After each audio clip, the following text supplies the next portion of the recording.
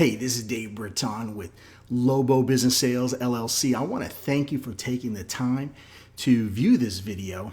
Hopefully, it'll bring you some enlightenment.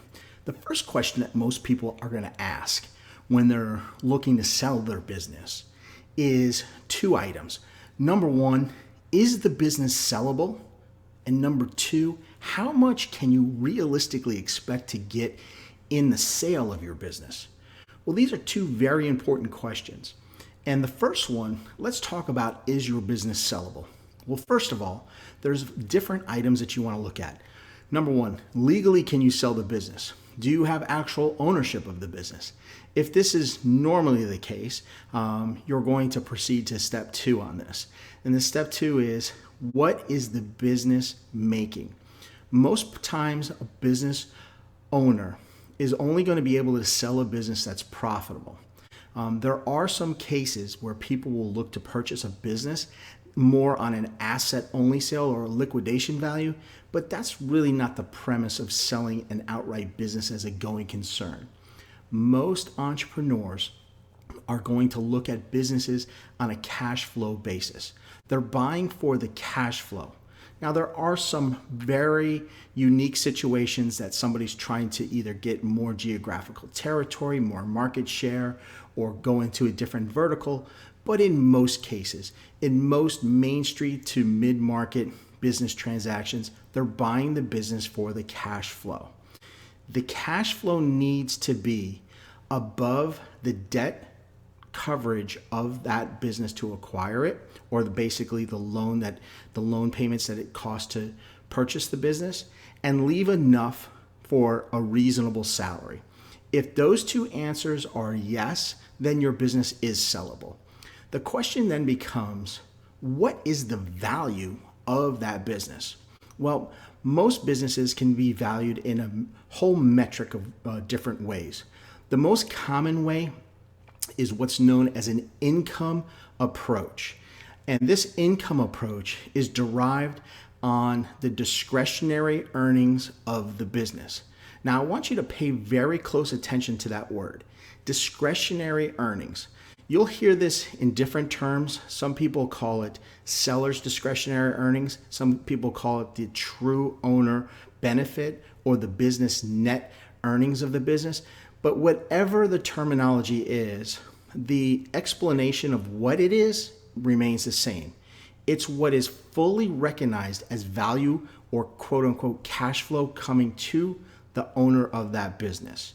So this number is going to be completely different than what's reported on a tax return.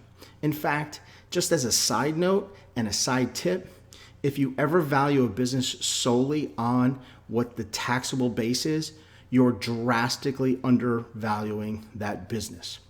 With that said, let's go back. The sale of the business is going to be from the cash flow of that business on discretionary earnings. So how do we come up with that number? Well, it's basically like this in the most simplistic form. It's going to be the net earnings of the business plus any add backs that are discretionary to the owner. An example. If you're running business expenses through the business for tax purposes, but they're actually owner benefits, examples like health insurance, your car payment, maybe a personal cell phone, travel and leisure, entertainment, these are actually benefits to you as the owner and the new owner of the business. So these are actually benefits, though they're being recognized as expenses. We need to add these back to the actual net of that business. Other common areas are debt service that is used in the business. This is discretionary because businesses are going to be categorized as if they were an all-cash purchase, even though about less than 5% happen that way. When you do this, the debt of that business that is being run through the business as an expense, example, amortization, interest on loans, depreciation, these items will be added back to that net.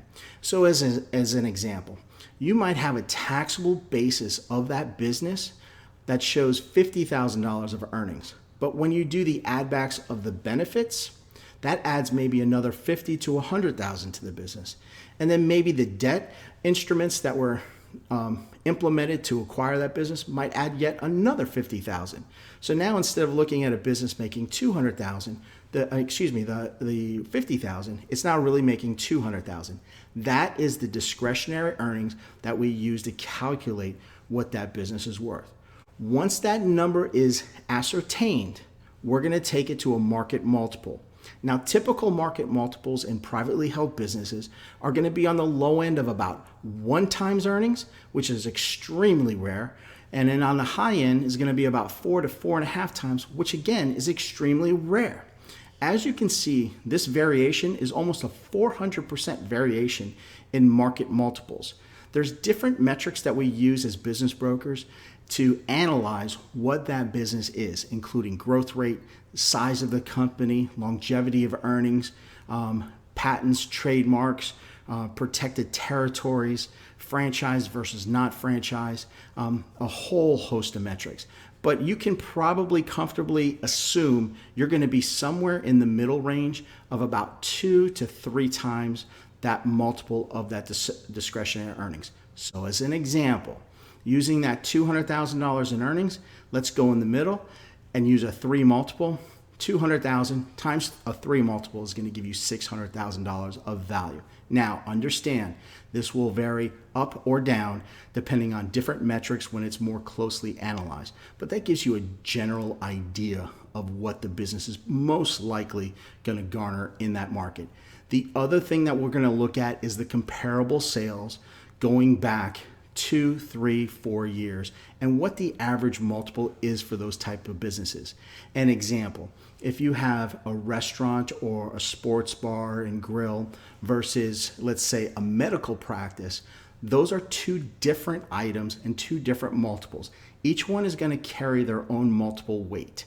A manufacturing company is most likely not going to be calculated on discretionary earnings, but more on an EBITDA level.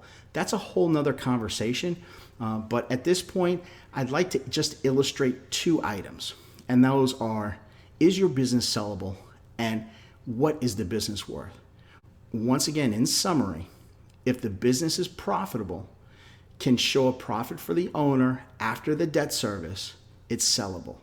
What it's worth is the discretionary earnings on an adjusted basis times the market multiple.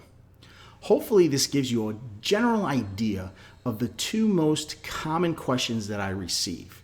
Now, if you'd like to learn more, just go ahead and hit the link below that says learn more, and we'll go over the next topic. Thanks for watching, and I look forward to seeing you in the next video.